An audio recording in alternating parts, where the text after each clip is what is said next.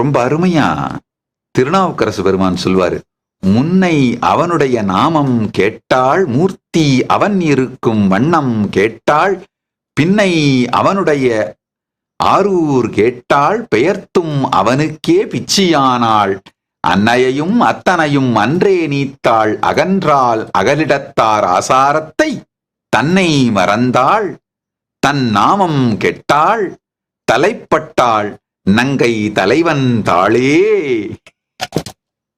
அதாவது எனக்கு பரம்பொருள் எப்படி அனுபூதியானார்னா, பரமசிவ பரம்பொருளாக அனுபூதி அளித்தார். அதனால அவருடைய அலங்காரங்களைத்தான் நான் தாங்குறேம்மா.